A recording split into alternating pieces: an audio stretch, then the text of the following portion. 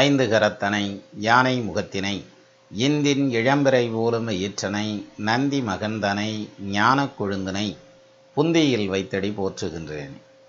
வணக்கம். இப்போது ஒரு 10 பேர் இருக்கிற இடத்துல நம்ம போய் நின்னோம்னா, நம்மளை பார்த்து யாராவது ஒருத்தவங்க தெரிஞ்சவங்க ஸ்மைல் பண்ணாலோ அல்லது அந்த இடத்துல வாங்க வாங்கன்னு ஒரு வரவேற்பு கொடுத்தாங்கன்னாலோ மனசு ரொம்ப சந்தோஷமாக இருக்கும்.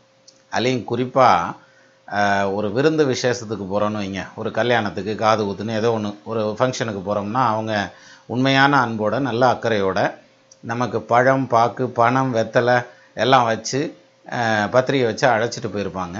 நம்மளும் போயிருப்போம். அந்த ஃபங்க்ஷன் நடக்கிற இடத்துல அப்புறம் அந்த நடத்துகிறவர் பரபரப்பாக இயங்கிட்டு தானே இருப்பார். அவர் அப்படியே நேராக வந்து நம்மளை கிராஸ் பண்ணி போனால் கூட சமயத்தில் டக்குன்னு கவனிக்காமல் கூட விட்டுருக்கலாம். அந்த டென்ஷனில் அப்படி விட்டுருந்தாருன்னா உடனே பாரு கண்டுக்காமல் போகிறாங்க பாரு. இதுக்கு தான் சொன்னேன், நம்ம வர்றதுங்கிறது வந்து எந்தெந்த இடத்துக்கு போகணுமோ அப்படி தான் போகணும். வர்றப்போ மட்டும் வந்து கூப்பிட்றாங்கல்ல, இப்போ பாரு எப்படி இருக்காங்கன்னு, கண்டுக்காமல் இருக்காங்க அப்படின்னு இயல்பாக போவாங்க. ஆனால் லேசாக மனசு வலிக்கிற மாதிரி இருக்குது, நம்ம வாய் திறந்து எதுவும் சொல்லலைன்னா கூட. அதுக்கப்புறம் பார்த்ததுக்கப்புறம் சாரி நான் உங்களை கூட்டத்தில் பார்க்காம விட்டுட்டேன், சாரி சார் அப்படின்னு சொல்லி அவங்க பேசுனாங்கன்னா அப்புறம் திருப்பி அது வந்து ஒரு ரினிவல் ஆகிறதுக்கும் ஒரு வாய்ப்பு உண்டு. ஒரு சிலருக்கு ரினிவல்லாம் ஆகாது. என்ன காரணம்னா, எந்த இடத்துக்கு போனாலும் அந்த இடத்துல நம்மளுடைய முதன்மை அப்படிங்கிற ஒரு விஷயத்தை வந்து யோசிச்சு பார்ப்போம். அப்போது ஒரு மிகப்பெரிய கோடீஸ்வரராக இருக்கார், மிகப்பெரிய அளவில் தொழில் அதிபராக இருக்கார் அப்படிங்கிற மாதிரியான ஒரு இடத்துல இருக்கிறவர் வந்து அவர் ஏதாவது ஒரு விதத்தில் அப்படி கஷ்டப்படுறார் அப்படிங்கிற மாதிரி காமிச்சிட்டாங்கன்னா உடனே நமக்கு என்ன தோணும், இத்தனை ஆளுக்கு இது தேவையா, இப்படியா செய்கிறது வைக்கிறது, நானாக இருந்தால் நான் இது அப்படி செஞ்சுருப்பேன் இப்படி செஞ்சுருப்பேன் அப்படிங்கிற மாதிரியும் பேசுவாங்க. ஆனால் அந்த சூழ்நிலையில் இருக்கிறவங்களுக்கு தான் தெரியும் அது என்ன செய்யும், ஏது செஞ்சாங்க அப்படின்றது. சரி, இது ஒரு பக்கம். இந்த இப்போ இங்கிலீஷில் வந்து ஒரு கட்டுரையெல்லாம் எழுதுகிறோம், எல்லாம் எழுதுகிறோம், எல்லாம் எழுதலை. இந்த ஐன்னு போடுறப்ப பார்த்தீங்க, ஐன்னா நான் அப்படிங்கிற அந்த மை செல்ஃபை குறிக்கிறதுங்கிற அந்த நான்னு குறிக்கிற இடத்துல போடுறது வந்து கேபிட்டல் லெட்டர் போடுவாங்க. அது சென்டென்ஸில் நடுவில் வந்தாலும் சரி, ஃபுல் ஸ்டாப்புக்கு அப்புறம் வந்தாலும் சரி. ஏன்னா நம்ம முக்கியம், அதுக்கப்புறம் தான் பாக்கி எல்லா விஷயங்களும். அதனால் நான் அப்படிங்கிறத ஐ அப்படின்னு போடுவாங்க. அப்போது இந்த மரியாதை கிடைக்கல அப்படிங்கிற பட்சத்தில் வந்து என்ன ஆகும், போகிற இடத்துல ஒரு இடத்துல லேசாக அப்படி மரியாதை கொஞ்சம் இறக்கமாக இருக்குனாக்க அப்படி மனசு அப்படி லேசாக வளையிறதுக்கான அமைப்பு. அது வெளியில் கூட சொல்கிறதில்ல, வந்துடுவாங்க. ஆனால் இதே இது வீட்டில் லேசாக மரியாதை குறைஞ்சின்னு வைங்களேன், அப்படி பொங்கி எழுந்துருவாங்க. அப்போது பெரிய அளவில் சண்டையெல்லாம் நடக்கும். அப்போ என்னையா ஓயாமல் சண்டை கட்டிகிட்டே கிடக்குறாங்க, டெய்லியும் 9 மணி ஆனால் இவங்களுக்கு இதே வேலையாக போச்சா அப்படின்னு ஏதாவது சொன்னாங்கன்னா அப்போ தான் சொல்லுவாங்க, அது பாரு 2 பேர்த்துக்கு ஒருத்தருக்கு சிலர் கல்யாணம் ஆகி 10 வருஷம் ஆகிருக்கான், இன்னும் யார் புருஷன் யார் பொண்டாட்டின்னு முடிவு பண்ண மாட்டாங்க. அதை முடிவு பண்ணால் தானே யார் சொல்லி யார் கேட்குறதுங்கிற பாயிண்ட் வரும். அப்போ 10 வருஷமாக கட்டி உருண்டுகிட்டே இருப்பாங்க. அப்போது டெய்லியும் சண்டையாக இருக்கும். என்னடா சண்டை அப்படின்னோம்னாக்க, அது அந்த பிள்ளை வாய் ஓவரியா, இவன் பண்ணுறதுக்கப்புறம் வச்சு அதை கத்தி தானே ஆகணும் அப்படிம்பாங்க. இப்படிமா தான் போயிட்டே இருக்கும். இது ஒரு காலத்தில் படித்து கிடிச்சு நிறையா மாடர்ன் வேர்ல்டு அப்படின்னு வந்ததுக்கப்புறம் ஏப்பா சண்டை ஓடுறாங்க, 2 பேரும் இன்ஜினியராக இருக்காங்க, 2 பேரும் டாக்டராக இருக்காங்க, பெரிய சண்டை ஓடுறாங்க அப்படின்னா ஈகோ கிளாஷ் ஆகுது அவங்களுக்கு இடையில அப்படின்னு சொல்லி நவநாகரிகமாகவும் சொல்கிறது உண்டு. அப்போது இந்த மரியாதை குறைவான ஒரு சூழ்நிலையோ அல்லது ஈகோவில் இந்த மாதிரி ஏதாவது ஒரு அடி விழுந்ததுனாலோ அது வெளியே தெரியாமல் காப்பாற்றணும் அப்படிங்கிறதுல வந்து ரொம்ப கண்ணும் கருத்துமாக இருப்பாங்க. அப்போ அந்த முதன்மை அப்படிங்கிறது எல்லா இடத்துலையும் அந்த முன்னுக்கு போகணும் அப்படிங்கிற மாதிரியான அந்த ஒரு வேகம் இருக்கும். ஒரு வரிசை இருக்குது, அந்த வரிசையில் போய் நின்று நம்ம கொஞ்சம் நிதானமாக போவோங்கிறத விட்டுட்டு, இல்லை இதை விட இதில் முன்னாடி ஏதாவது ஷார்ட்கட்டில் போகிறதுக்கு வாய்ப்பு இருக்கா, இல்லை ஏதாவது கட்டணம் கட்டி பே பண்ணி போகிறதுக்கான வழிமுறைகள் இருக்கா. அதுவும் கோயிலெல்லாம் அதெல்லாம் பார்த்திங்கன்னா நிறையா இருக்கும். இன்னும் ரேட்டு கொடுக்குறவங்களுக்கு இந்த இடத்துல வரிசை, அதில் இத்தனை பேர் இருக்காங்க, அப்புறம் அதை விட கூட கொடுக்குறவங்களுக்கு இந்த இடத்துல வரிசை அப்படிங்கிற மாதிரி வரிசைப்படுத்தி விட்றாங்க. அப்படின்னா தர்ம தரிசனத்தில் போகிறவங்களுக்கெல்லாம் பகவான் அருள் கொடுக்கலன்னு அர்த்தம் இல்லை, எல்லாத்துக்கும் கொடுப்பார். எதை பொறுத்து, அதாவது அவங்கவுங்க மனசை பொறுத்த விஷயம். உள்ளே என்ன இருக்கோ அதை பார்த்து தான் கொடுப்பார். நீங்கள் எம்பிட்டு பத்தி சுற்றியாக வர்றீங்க, எம்பிட்டு காசு செலவு பண்ணிட்டு வர்றீங்க, எந்த இடத்துல நின்று கும்பிட்றீங்க. ஈவன் சிலர் வந்து கோயிலுக்குள்ளேயே போக முடியலனாலும் பரவாயில்ல. இந்த இப்போ போன வாரம் பாத யாத்திரை போயிருந்தேன் பழனிக்கு. அப்போது சுத்தமாகவே கோயிலுக்குள்ளேயே போக முடியல, அவ்வளோ கூட்டம், அவ்வளோ ரஷ்ஷு. வெளியில் நின்று கையை எடுத்து சாமியை கும்பிட்டுட்டு வந்தாச்சு. மலை மேலே போயிட்டு உள்ளே போகிறதுக்கு அவ்வளோ ரஷ்ஷு. சரி, எல்லோரும் போய் கும்பிடட்டும், நம்ம பக்கத்தில் தானே இருக்கோம், நம்ம முருகனை நம்மளும் கும்பிட்டுக்கலாம், அப்புறம் இன்னொரு டைம் கூட வந்துட்டு வெளியில் நின்று அந்த உண்டியல்கிட்ட நின்று கும்பிட்டு வந்தோம். அப்போது அது மாதிரி நீங்கள் எந்த இடத்துல நின்று கும்பிட்றீங்க, எவ்வளோ காசு செலவு பண்ணி கும்பிட்றீங்க, அதெல்லாம் ஒரு மேட்டரே கிடையாது. ஆனால் நம்ம என்ன நினச்சி போகிறோமோ அது வந்து அதுக்கு நியாயமான கோரிக்கைக்கு ஆண்டவன் கண்டிப்பாக படி இழந்துருவார். அது ஒரு பக்கம் இருக்கட்டும். இந்த ஈகோ கிளாஷ் ஆகிறதுன்னு ஒரு விஷயம் இருக்குது பாருங்கள். யாராவது தெரியாத இடத்துல வந்து லேசாக அப்படி மரியாதை குறைவு வந்ததுனாலும் அதை அப்படியே இன்னொரு இடத்துல சொல்கிறப்ப அவன் வந்தியான் பாரு என்னைய பார்த்தான்ல அதோடு ஆஃப் ஆகிட்டேன் தெரியுமா. ஆனால் அவன் என்ன சொல்லியிருப்பான், போய் கடைசியில் நின்று மறுபடியும் வரிசையில் வாயான் இருப்பான். ஆனாலும் இவங்க சொல்லல அவ்வளோ எக்ஸ்போஸ் பண்ணி சொல்லுவாங்க. அதுலேயும் அதை நம்ம முன்னிலைப்படுத்திக்கிறதுல அவ்வளோ முக்கியமான விஷயம். இப்போ இதை வந்து நம்ம ஏர்போர்ட்லலாம் இந்த இமிக்ரேஷனுக்கு பாஸ்போர்ட்டுக்கு சீல் வாங்குவாங்க பாருங்க, அந்த இடத்துல பார்க்கலாம். வேகமாக போவாங்க. போனால் இந்த இடத்துல விடிய ட்ராவல் பண்ணி வந்ததில் ரொம்ப டயர்டாக வேறு இருக்கும். அதில் இந்த வரிசைக்கு ஓட அந்த வரிசைக்கு ஓட இதில் நின்றுட்டு அப்புறம் இன்னொரு வரிசைக்கு ஓடியார. ஏன்னா அதில் 4 பேர் இருக்காங்க, இல்லை 2 பேர் இருக்காங்க, அதில் 3 பேர் இருக்காங்க, இப்படிமா ஓடிக்கிட்டு இருப்பாங்க. அப்போது தன்னை முன்னிலைப்படுத்திக்கணுங்கிறதுல தான் அதில் ரொம்ப முக்கியமான விஷயம். அப்போது ஒரு கௌரவ குறைச்சல் வந்துடக்கூடாது அப்படிங்கிறதுல கவனமாக இருக்கிறோம். அதுலேயும் குறிப்பாக பொருளாதார ரீதியாக கௌரவ குறைச்சல் வந்ததுன்னா ரொம்பவே மன கஷ்டப்படுவாங்க. அப்படி கௌரவ குறைச்சல் வரக்கூடாதுங்கிறதுல ரொம்ப கவனமாகவும் இருப்பாங்க. அப்படி வந்தாலும் காமிச்சிக்கிற மாட்டாங்க. ஆனால் தனக்கு ஏற்பட்ட ஒரு கௌரவ குறைச்சலை, தனக்கு ஏற்பட்ட ஈகோவில் வந்த அடியை மிக தெளிவாக ஒரு புலவர் வந்து இலக்கியத்தில் பதிவு பண்ணியிருக்காங்க. எல்லாத்துக்கும் தெரிஞ்ச கதை. அதாவது முருகப்பெருமான் வந்து ஔவையாருக்கு சுட்ட பழம் வேண்டுமா சுடாத பழம் வேண்டுமான்னு கேட்டார். ரொம்ப தூரம் நடந்து வந்திருக்காங்க, களைச்சு வந்திருக்காங்க. செத்த உடம்பு உட்காந்துட்டு போனாத்தியா நல்லா இருக்கும் அப்படின்றதுனால ஒரு நிழலை பார்க்கல, ஒரு நாவல் மரம் இருந்திருக்கு, அதில் உட்கார போயிருக்காங்க. அப்போ நாவல் பழம் கீழே இருந்திருக்கு, எடுத்து சாப்பிட்லாம் அப்படின்னு பார்க்குறப்ப மேலேருந்து ஒரு குரல், பாட்டி நாவல் பழம் வேணுமா அப்படின்னு சொல்லி கேட்குறாங்க. ஆமாப்பா, ரொம்ப களைச்சு போயிருக்கீங்க, ஆமாம் நாவல் பழம் சாப்பிடுங்க, சரி கொடு சாப்பிட்றேன் அப்படின்னு தான் அவர் கேட்டிருக்காரு. சுட்ட பழம் வேண்டுமா சுடாத பழம் வேண்டுமா? எல்லாருக்கும் தெரிஞ்ச கதை, எல்லாரும் படித்த கதை. நான் சொல்ல வந்தது அந்த கதையல்ல, இன்னொரு விஷயம். அப்போ எல்லாத்துக்கும் தெரிஞ்ச இந்த விஷயத்தில் என்ன சொல்கிறாரு, அவர் சுட்ட பழம் வேண்டுமா சுடாத பழம் வேண்டுமா அப்படின்னதுமே இந்த ஔவையார் ஒரு நிமிஷம் யோசிக்கிறாங்க.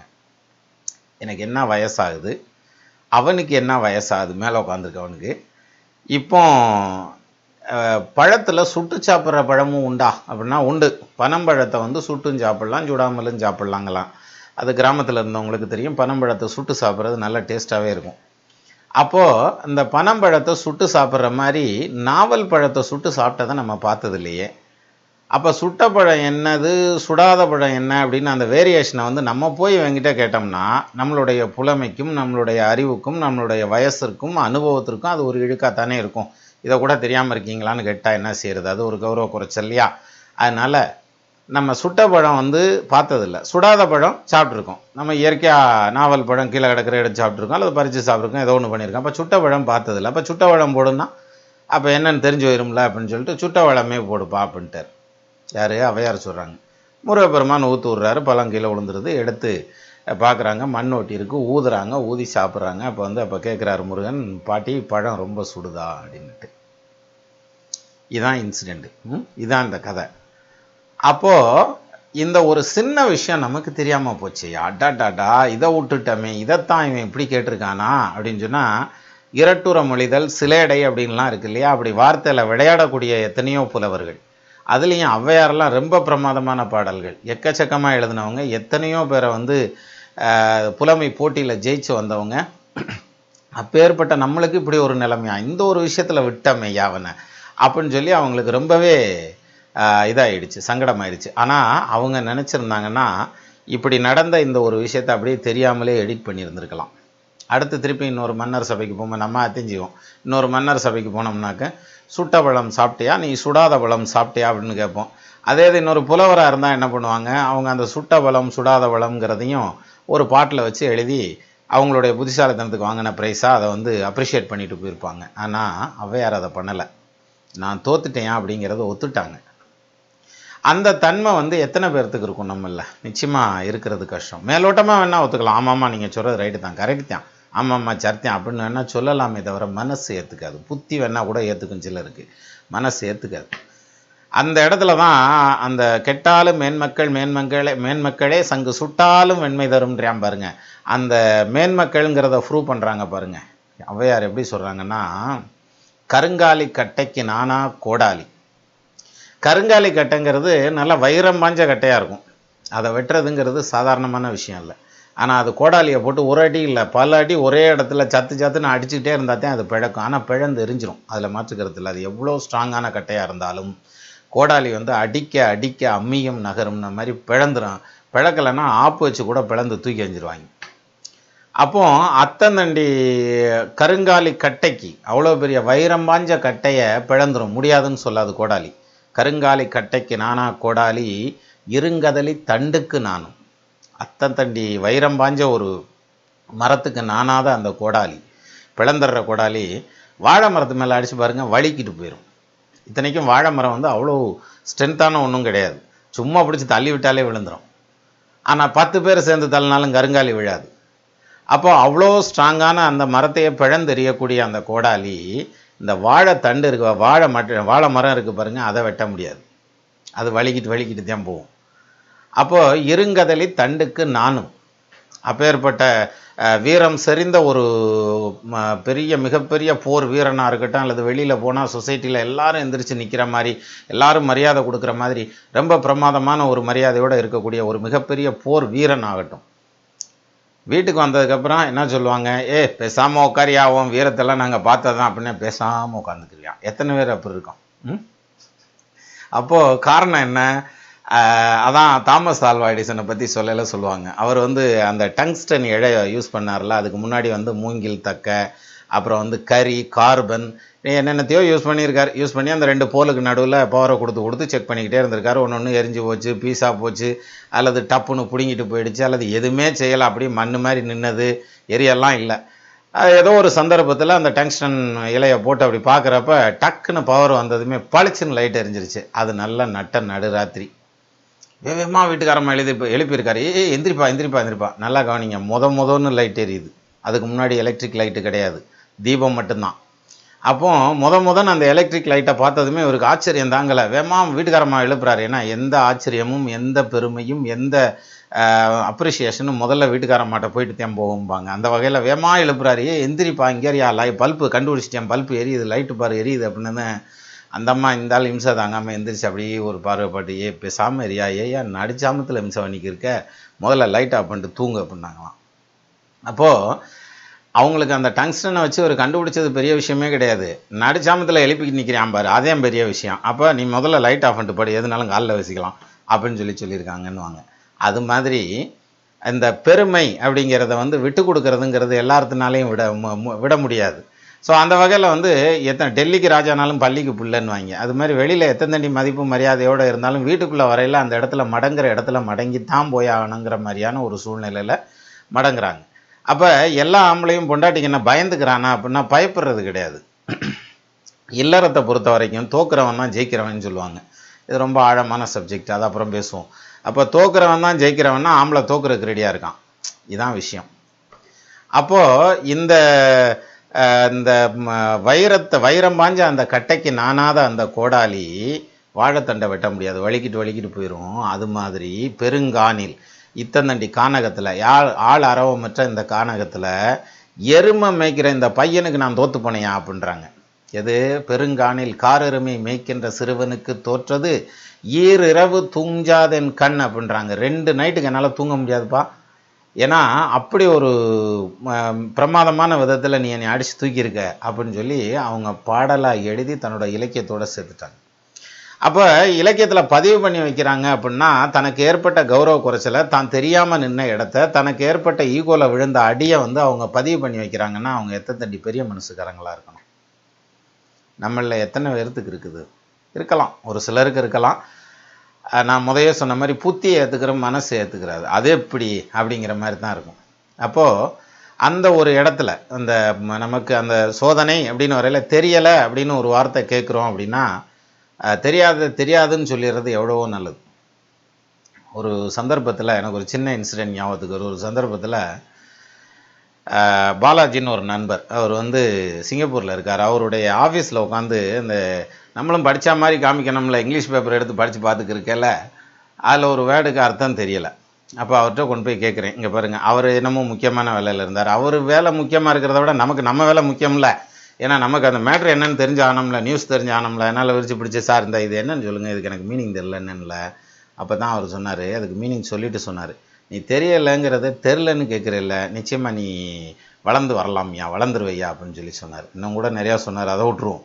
அப்போது எதுக்காகனா அந்த இடத்துல வந்து எனக்கு தெரியலை அப்படிங்கிற அந்த ஒரு பாயிண்டில் போய் நான் நின்னேன்னு வச்சுங்களேன், அடுத்த நிமிஷத்துலேருந்து எனக்கு தெரிய ஆரம்பிச்சிடும். தெரிஞ்சா மாதிரியே ஆக்ஷன் விட்டா ஒன்றும் பண்ண முடியாதுல்ல, அது கடைசி வரைக்கும் தெரியாமலாவே தான் போய்கிட்டே இருக்கும் அப்படின்னு சொல்லுவாங்க. அது மாதிரி தன்னுடைய கௌரவ குறைச்சலை வந்து தூக்கி எறிஞ்சிட்டு அடுத்த ஸ்டெப்பை நோக்கி, அதாவது நான் இந்த இடத்துல இப்படி இருந்தேன் அப்படின்னா அது பல பேர்த்துக்கு ஒரு வழியாகவும் இருக்கும். அதே சமயத்தில் நம்மளும் நம்ம ஈகோவில் எந்த இடத்துல இருக்கோங்கிறத தெரிஞ்சுக்கிறதுக்கு அது ஒரு வாசலாகவும் இருக்கும் அப்படிங்கிறதுல சந்தேகம் கிடையாது. சரி, இது ஒரு பக்கம் இருக்கட்டும். அப்போது ஒரு நண்பர் வர்றார். அவர் வந்து இப்போ வந்து அதுவும் வர்றப்போ வந்து பார்த்திங்கன்னா காரில் வர்றாரு, அதுவும் பெரிய கார்லெலாம் வர்றாரு. வந்து அப்படி நீட்டாக வந்து இறங்கி உட்காரு, பேண்ட் போட்டு இன்சர்ட்லாம் பண்ணி அப்படி நீட்டாக வர்றார். வந்து உட்கார்றார். உட்காந்து அந்த ஜாதகத்தை கொடுக்குறாரு. கொடுத்து கேட்குறப்ப சொல்கிறார், இந்த மாதிரி நான் யூஸ்வலாக ஆரம்பிக்கிறதுக்கு முன்னாடி அவரே ஆரம்பிக்கிறார். சார், ₹1 என்கிட்ட வருமானம் கிடையாது, ₹1 வருமானம் கிடையாது சார். ஆனால் 15 லட்ச ரூபா காரில் வந்திருக்காரு. அது அப்புறம் ₹1 வருமானம் கிடையாது சார், நான் வந்து ரொம்ப சிரமத்தில் இருக்கேன் அப்படின்னு ஆரம்பித்தார். ஆக்சுவலாக அவருடைய விஷயம் என்னென்னா, பாலாஜின்னு சொல்லிட்டு பெங்களூரில், அவரும் பாலாஜி பெங்களூரில் இருக்கார். அவர் தான், அவங்க அப்பா வந்து மிகப்பெரிய அளவில் ஒரு இண்டஸ்ட்ரி நடத்திட்டு இருந்திருக்காங்க. அதுக்கப்புறம் அதை அவர் டேக் ஓவர் பண்ணி நடத்துகிறாரு. ஃபைல் இண்டஸ்ட்ரி, ஃபைல் கம்பெனி பெரிய அளவில் போகுது, நல்லா சம்பாதிக்கிறாங்க, நல்ல பொருளாதார வளர்ச்சியில் இருக்காங்க. இன்றைக்கி அவங்க சொந்த பந்தம் எல்லாமே நல்லா தான் இருக்காங்க, வசதி வாய்ப்போடு தான் இருக்காங்க. அதெல்லாம் சரி.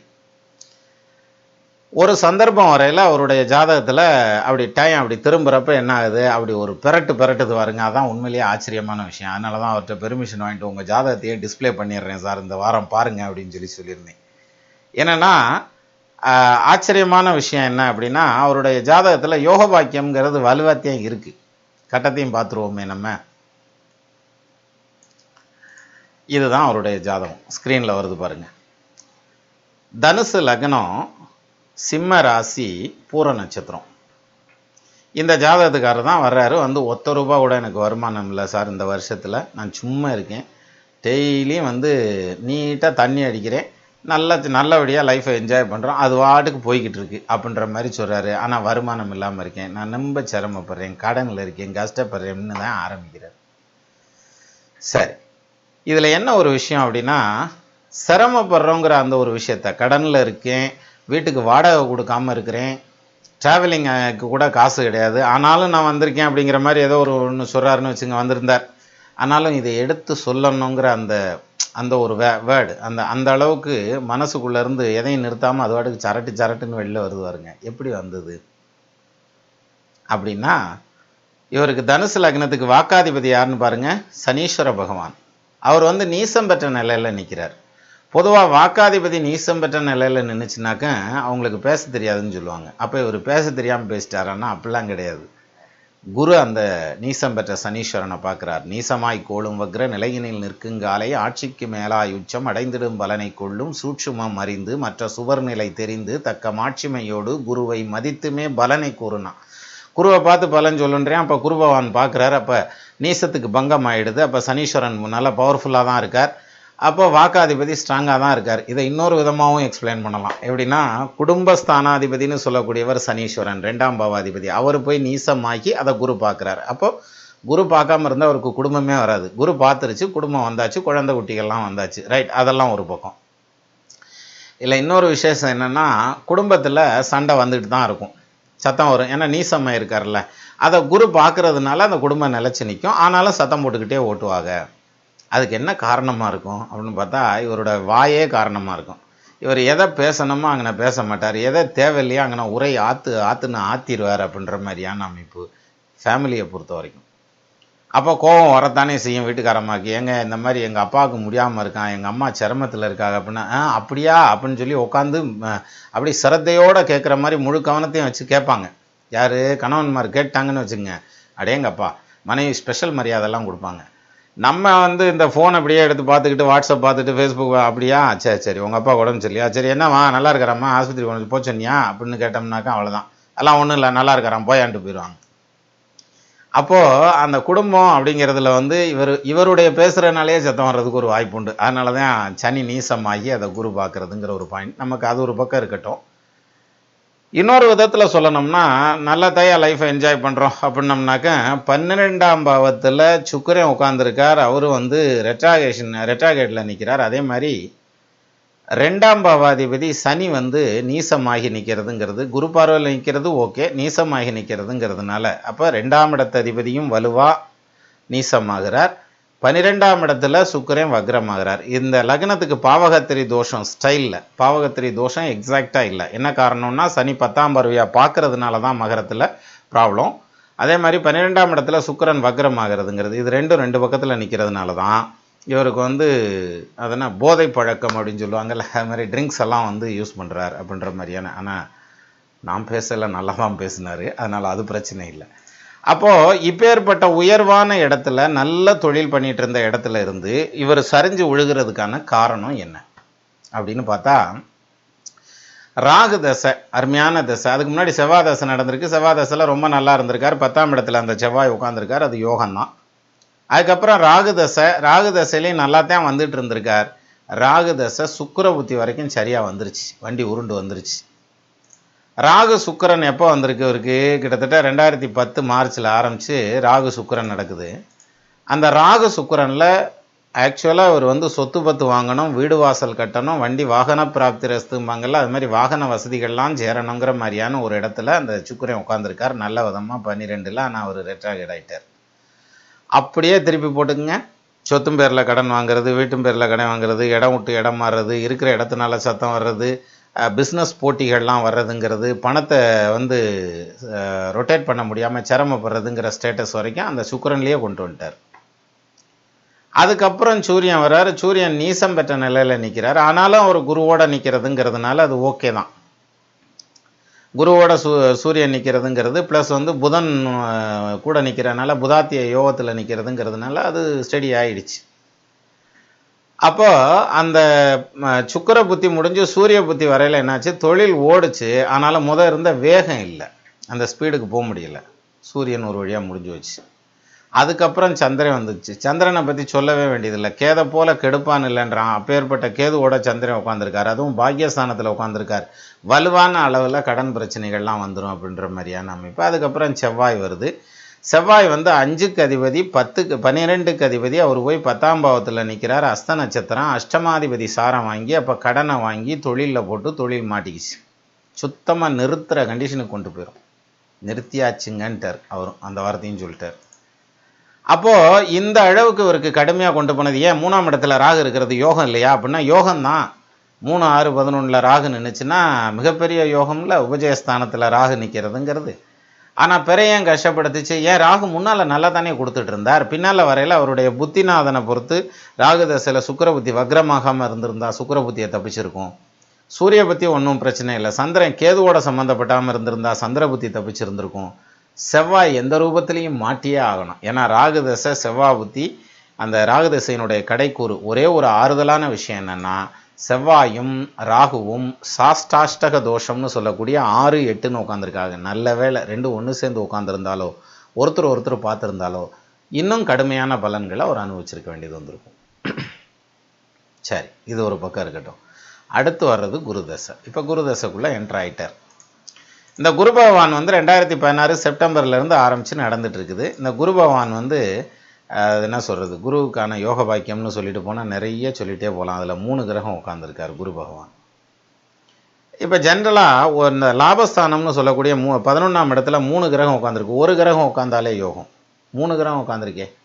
தத்தமது ஓரைக்கும் லக்னம் தனக்கும் தனாதிபதி மறையாமலும் சுத்தமுடு 6, 8 விரையாதி சூழாமல் நேராமலும் ஒத்த 11 தருமாதி கூடுகனும் உதய குருவாய் மேவினும் வைத்த 11 வெகுவேர் குலாவினும் மகராச தனயோகன். என்ன நல்லபடியான தனபிராப்தம் சொல்லு அப்படின்றான். அப்போ இந்த குரு தசையில் மீண்டும் வலுவானது ஒரு சம்பாத்தியத்தை நோக்கி இந்த ஜாதகன் வந்துடுவார் அப்படின்ற மாதிரியான பாயிண்ட் இருக்குது. அதனால தான் அவரால் ஓப்பனாக பேசவும் முடியுது. அஃப்கோர்ஸ் இந்த விஷயம் அவருக்கு தெரியுது தெரிலங்கிறத விட்டுருவோம். குருதசையில் மீண்டும் ஒரு ரவுண்ட் அவர் வர்றதுக்கான அந்த யோக பாக்கியம்ங்கிறது வலுவாக கொடுத்து வச்சுருக்காங்க. என்ன காரணம்? அதான் நம்ம தான் திறந்த புத்தகம் தானே, ஓப்பன் டாக் தானே. ஐயா நான் நிறையா படிக்கலை, 7ஆப்பு வரைக்கும் தான் படித்தேன், ஆனாலும் நல்லா இங்கிலீஷ் பேசுகிறாரு, ஃப்ளூயன்சி, அது ஒரு பக்கம் இருக்கட்டும். 7ஆப்பு வரைக்கும் தான் படித்தேன், இப்போ கையில் காசே இல்லை, வாடகையும் கொடுக்கல, என் ஃப்ரெண்டு வீடு, அவன் வந்து இறக்கப்பட்டு எனக்கு விட்டுக்கிட்டு இருக்கான், நானும் பேசாமல் அங்கேயே இருக்கிறேன்னு இருக்கிறேன். இது 2 புலவர்கள் பேசிட்டு போயிருக்காங்க. ஒரு வள்ளலை பார்க்கறதுக்காக போயிருக்காங்க. அதில் வந்து சாப்பாடு, மத்தியான சாப்பாடு அப்போல்லாம் கட்டி சோறு தானே, அது உருண்டையாக புளி சாதம் லெமன் சாதம் மாதிரி அப்படியே கட்டி துணியில் வச்சு கட்டி அப்படியே கொண்டுட்டு போவாங்க. கொண்டு போய் அதை வந்து தண்ணியில் நனைச்சி அதுக்கப்புறம் அவுத்து, ஏன்னா இல்லாட்டி அந்த சாதம் வந்து துணியோடு ஒட்டிக்கிறோம்.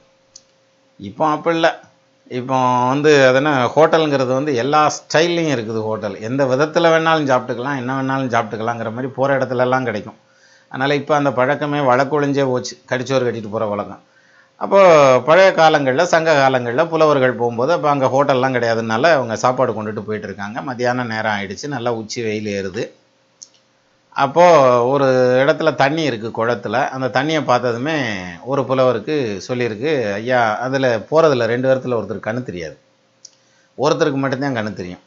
அதில் அந்த நல்லா பார்வை உள்ள அந்த புலவர் என்ன பண்ணியிருக்காருன்னா, ஐயா நீங்கள் உட்காருங்க, இங்கே இந்த சாப்பாடுங்கன்னே இருக்கட்டும், நான் போய் இந்த பக்கத்தில் இலை வாங்கிட்டு வந்துடுறேன், அங்கே எதோ வாழை இலை தோட்டம் இருக்குது, அங்கே ஆளுகளும் வேலை செஞ்சிட்ருக்க மாதிரி இருக்குது, நான் போய் 2 இலை வாங்கிட்டு அப்படியே குடிக்கிறதுக்கு தண்ணியும் கொண்டுட்டு வந்துடுறேன், அப்போ இங்கே பக்கத்தில் தான் தண்ணி இருக்குது, நம்ம எடுத்து சாப்பிட்டுக்கிறலாம், இங்கேயே சாப்பிட்டு கொஞ்சம் நேரம் இலைப்பாரிட்டு போகலாம் அப்படின்னு சரின்றாரு. அவரும் போயிடுறாரு.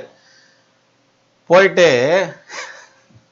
அவர் அங்கேருந்து வர்றாரு. வர வர இவர் உட்காந்துருக்கார், பார்வை இல்லாதவர் அந்த புலவர். அவர் உட்காந்துருக்கார். அவர் முன்னால் வந்து அந்த சாப்பாட்டு பொட்டணத்தை வச்சுட்டு, ஐயா அதை பார்த்துக்கங்க, நான் போய் எடுத்துகிட்டு வரேன் அப்படின்னு சொல்லிட்டு போகிறாரு. அப்போது வேகமாக வந்து ஒரு நாய் வந்து அந்த சாப்பாட்டை கவ்வி தூக்கிட்டு ஓடிடுச்சு.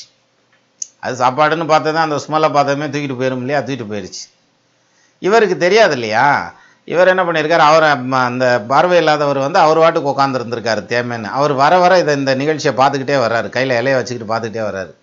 பார்த்துட்டே வந்ததும், ஐயா என்ன இப்படி உட்காந்துருக்கீங்க, நாய் எடுத்துகிட்டு போயிடுச்சிங்கய்யா சாப்பாட்டை. ஆட்டாடா எனக்கு தெரியாமல் போச்சு அப்படின்னு சொல்லி சொல்கிறார். இப்போது இது இன்சிடெண்ட். இதை வந்து அவர் சொல்கிற விதம் பாருங்கள். யார் இந்த இலையை எடுத்துகிட்டு வர போனார் இல்லையா, அந்த புலவர் சொல்கிறார், சீராடையற்ற பைரவன் வாகனம் சேர வந்து பாராரும் நான்முகன் வாகனம் தன்னை முன்பற்றி கவ்வி நாராயணன் உயர் வாகனம் ஆயிற்று நம்மை முகம் பாரான் மை வாகனன் வந்தே வயிற்றிற் பற்றினானே அப்படின்னு சொல்லி சொல்கிறார். அது என்னது, சீராடையற்ற பைரவன். பைரவனுக்கு என்ன ஆடைன்னு பாருங்கள், கோமணந்தையும் கட்டியிருப்பார், வேற ஒன்றும் பெரிய ட்ரெஸ் எல்லாம் இருக்காது அவருக்கு. அப்போ அது ஒரு சீரான ஆடைன்னு சொல்ல முடியாது, அவசியமான ஆடை மட்டும்தான் அவர் உடுத்தியிருக்கார். அப்படியே சீராடையற்ற பைரவன் வாகனம் வந்து, பைரவனுடைய வாகனம் என்ன, நாய் தான் பைரவனுடைய வாகனம். அப்போ ஒழுங்கில்லாத ஆடை அணிஞ்சிருக்கக்கூடிய பைரவனுடைய வாகனமான நாய் வந்து பாராரும் நான்முகன் வாகனம் தன்னை முன்பற்றி கவ்வி. நான்முகன்கிறது 4 முகம் கொண்டவர் யார், பிரம்மா. அவருடைய வாகனம் என்னன்னா அன்னப்பறவை. அப்போ நம்ம சாப்பிட்றதுக்கு வச்சுருந்த அன்னத்தை அந்த நாய் வந்து பல்லில் கவ்வி தூக்கிட்டு ஓடிடுச்சு. பாராரும் நான்முகன் தன்னை நான்முகன் வாகனம் தன்னை முன்பற்றி கவ்வி, வாயில் கவ்விட்டு நாராயணன் உயர் வாகனம் ஆயிற்று. நாராயணனுக்கு என்ன வாகனம், கருடன். கருடன் வந்து பறந்து போகிறவர் இல்லையா, அது மாதிரி பறந்து போயிடுச்சியா சாப்பாடை தூக்கிட்டு. யார், நாய் வந்து நம்மை முகம் பாரான். அதுக்காக நாய் தூக்கிட்டு போயிடுச்சுங்கிறதுக்காக நம்மளை வந்து பசி கடவுள் பார்க்க மாட்டான், தீக்கடவுள்னு சொல்லுவாங்கள்ல, ஆட்டை வாகனமாக கொண்ட தீக்கடவுள் பார்க்க மாட்டார். அவர் வந்து வயிற்றுல பத்துறாரியா, பத்தி எரியுதியா வயிற்றுல அப்படின்னு சொல்லி சொன்னாராம். பசி தான், என்ன கலை நயத்தோடு சொல்லியிருக்காங்க பாருங்க. அதாவது மை வாகனன் வந்து வயிற்றில் பற்றினானே அப்படின்னா, நெருப்பு வந்து மை மேலே ஏறி வருது அப்படின்னு சொல்லியிருக்காரு. இதுக்கு ஒரு சின்ன உதாரணம் வந்து சேக்கிலார்ட்டிருந்து உருவலாம். எப்படி, மெய்யலாம் நீர் ஊசி வேணிகள் முடித்து கட்டி கையினில் படைகறந்த புத்தக கவழி ஏந்தி மைபொதி விளக்கே என்ன மனதினுள் கருப்பு வைத்து பொய்த்தவ வேடம் கொண்டு புகுந்தனன் முத்தநாதன் அப்படின்றான். மெய்ப்பொருள் நாயனாரை முத்தநாதன் காலி பண்ணுறதுக்கு வரையில் பொய்த்தவ வேடம் கொண்டு வந்தாராம். அந்த தவ வேடம் வந்து மைபொதி விளக்கே என்ன, விளக்கு எரியுது, வெளிச்சமாக இருக்குது, ஆனால் நடுவில் கருப்பு இருக்குது. அது போனதுக்கப்புறம் அந்த கருப்பு அப்படியே நிற்கும், கறி பிடிச்சி நிற்கும். அப்போ அது மாதிரி மனசுக்குள்ளே அப்படி கருப்பு இருந்ததான், எத்தனை தண்டி வெளிச்சமாக இருந்தாலும் அதுக்குள்ளேயும் கருப்பு இருக்குவார்னு சேக்கிலார் சொல்லுவார். அது மாதிரி மை வாகனன் வந்து வயிற்றில் பற்றினானே, நம்ம வயிற்றில் பிடிச்சிக்கிட்டு எரியுதியா. என்ன அழகாக பேசியிருக்கான் பாருங்க. அதாவது பா சீராடையற்ற பைரவன் வாகனம் சேர வந்து பாராரும் நான்முகன் வாகனம் தன்னை முன்பற்றி கவ்வி நாராயணனுயர் வாகனம் ஆயிற்று நம்மை முகம் பாரான் மை வாகனன் வந்தே வயிற்றில் பற்றி நானே அப்படின்னு சொல்றாரு. அது மாதிரி இவரும் பளிச்சுன்னு சொன்னார், சுத்தமாக காசு ஒன்றுமே இல்லை, இப்போ சோறு ஓடுறதுக்கு கூட ஃப்ரெண்ட்ஸை நம்பி தான் இருக்க வேண்டியதாக இருக்குது நான், அதனால் பின்னாளில் நான் எப்படி தான் வருவேன்னு தெரியுமா அவங்க. இதில் அடிஷ்னல் விஷயம், ஒரு சின்ன கூடுதலான விஷயம், அவருக்கும் ஜோசியம் தெரியும், அதான் அதில் பெரிய விஷயம். ஸோ அந்த வகையில் இவருக்கு வந்து அந்த குரு பகவானுடைய திசை பாக்யாதிபதியோட நிற்கிறதுங்கிறதுனாலையும் தொழிலாதிபதியோட நிற்கிறதுங்கிறதுனாலையும் ப்ளஸ் வந்து குரு கூட நிற்கக்கூடிய சூரியனை சனி பார்க்கறதுங்கிறதுனாலையும், அப்போ சூரியன் சனியினுடைய 2 பேருடைய சம்பந்தம் வந்து நிற்கிது பாருங்க. சூரியன் சனியின் சேர சுகமுடு உதித்த பாலன் பாரினில் வியாபாரத்தில் பண்டிதன் சமர்த்துள்ளோனாய் தேறியதாது வர்க்கம் செம்புவன் வெள்ளி லோபம் கூறது பரீட்சை செய்து குறைவில்லா தனத்தை சேர்ப்பான் அப்படின்னா நல்ல பொருளாதாரத்தை சம்பாதிப்பான்னு சொல்கிறான். அப்பேற்பட்ட யோக வாக்கியம் இருக்குங்கய்யா உங்களுக்கு அப்படின்னு சொன்னதுக்கப்புறம் தான் அவர் சொன்னார், 9ல் கேது கூட சந்திரன் நிற்கிறார் இல்லையா, இப்போ வருது பாருங்க. அவர் என்ன சொல்கிறாரு, நான் வந்து எனக்கு வர்ற வருமானம்னு வந்ததுன்னா நீங்கள் சொல்கிற மாதிரி வந்ததுனால் அப்படின்னு அப்படி ஆரம்பித்தார். வந்ததுனால் நான் வந்து அதனை ஒரு பகுதியை வந்து அதில் சேரிட்டிக்குன்னு ஒதுக்கிடுவேன். இன்னும் அவருக்கு கடமைகள் நிறையா இருக்குது, குடும்ப கடமைகள்ங்கிறது அது ஒரு பக்கம். அதில் வந்து ஒரு சர்டன் பர்சன்டேஜ், அவர் பெர்சன்டேஜையும் சொன்னார், சர்டன் பர்சன்டேஜ் வந்து நான் சேரிட்டபிள்னு ஒதுக்கிடுறேன் அப்படிங்கிற மாதிரி சொன்னார். அப்போ சேரிட்டபிள் அவருக்கு கைவல்யம் ஆகுமா? 5க்கு அதிபதி 12க்கு அதிபதி 10ஆம் பாவத்தில் நிற்கிற நிச்சயமாக ஆகும் சார். அப்போது இந்த ஜாதகத்தை, அதாவது 3ஆம் இடத்துல ராகு நிற்கிறார், யோகம்தான். அதுக்கு முன்னாடி செவ்வாதசை நடந்துச்சு, 10ஆம் இடத்துல நின்றுச்சு, 10ல் ஒரு பாம்பாவது பாவியாவது உட்காரணம்னே யோகந்தான். அப்போது இந்த ராகு தசையும் செவ்வாய் தசையும் நல்லா தானே இருந்திருக்கணும் அப்படின்னா செவ்வாய் தசை நல்லா தான் இருந்தது, ராகு தசை பாதிக்கு மேலே வரையில் அடித்து திருப்பிடுச்சு வருங்க. அதுக்கு காரணம் என்ன? யூஸ்வலாக ராகு தசை கடைசி புத்தி சரி வராது. ஆனால் ராகு தசையில் இங்கே சுக்கிர புத்தியிலேருந்தே சாத்து வாங்கினதுக்கான காரணம் அந்த சுக்கிரன் வக்ரம் கூட வந்து சூரியன் நின்னது சம்வாட் பெட்டர், சந்திரன் கேதுவோட நின்னது இன்னும் சிக்கல், செவ்வாய் வந்து நின்னது யூஸ்வலாகவே ராகு செவ்வாய் சரி இருக்காதுங்கிற மாதிரியான பாயிண்டில் வந்து நின்றுச்சு. அப்போது அடுத்து வர்ற குரு தசையில் நீங்கள் ஜெயிக்க போகிறீங்கன்னு சொன்னால் கூட அவர் நம்புறதுக்கு கூட கஷ்டமாக இருந்தது. அப்பேற்பட்ட அளவில் அடி வாங்கிவிட்டார். ஆனாலும் நிச்சயமாக ஜெயிப்பார் அப்படிங்கிற மாதிரியான ஒரு அமைப்பு இந்த ஜாதகத்தில் இருந்தது. அப்போது யோக பாக்கியம் இருந்து கூட அந்த யோக பாக்கியம் இருந்தும் கஷ்டப்படணும் அப்படின்ற மாதிரியான ஒரு பிராப்தம் இருக்கிறவங்களுக்கு அந்த கஷ்டம் வந்து தானே ஆகணும். ஆனால் என்ன ஒரு வார்த்தை சொல்லலாம், நிரந்தரமாக இல்லை, டெம்பரவரியான கஷ்டம் அப்படிங்கிற மாதிரியான பாயிண்ட் சொல்லலாம். அந்த டெம்பரவரிங்கிறதே வருஷ கணக்கில் இழுத்ததுனால தான் நம்ப நொந்துவோனாகு. 3 வருஷம் சுக்கிரன், 1 வருஷம் சூரியன், 1 வருஷம் சந்திரன், அப்புறம் அங்கிட்டு 1 வருஷம் செவ்வாய் அப்படின்னு வரையில் கிட்டத்தட்ட 6 வருஷம், அதில் குறைஞ்சது 5 வருஷமாவது படுத்திடும். இப்போ அடுத்து குரு வரையில் அப்படியே சேஞ்ச் ஆகி அந்த மாற்றங்கள் எல்லாம் கொண்டு வந்துட்டுருக்கு, அவரும் டெவலப் ஆகிட்டு இருக்கார் அப்படின்ற மாதிரியான அமைப்பு. அப்போது யோக பாக்கியம்னு இருந்தால் நிச்சயமாக பேசும், அது பேசாமல் இருக்கிறதுக்கு 100% வாய்ப்பு இல்லை. அதே சமயத்தில் நம்மளுடைய அந்த நிலையிலிருந்து தரம் தாழ்றது அப்படிங்கிற அந்த ஒரு பாயிண்ட் இருக்குது பாருங்கள், அது ரொம்ப கடினமான விஷயம். அதை ஏற்றுக்கிற மனப்பக்குவங்கிறது தான் எனக்கு ஆச்சரியமாக இருந்தது, அவர் ஏற்றுக்கிட்ட விதம். இப்போ எத்தனையோ பேர் படிச்சுட்டு ரொம்ப மிகப்பெரிய படிப்பெல்லாம் படிச்சிருப்பாங்க, அவங்களுக்கு வேலை இருக்காது, வேலை கிடைக்கிற வரைக்கும் ஒரு சாதாரணமான வேலைக்கு போவோம் அப்படிங்கிற மாதிரியான ஒரு எண்ணம் வராது.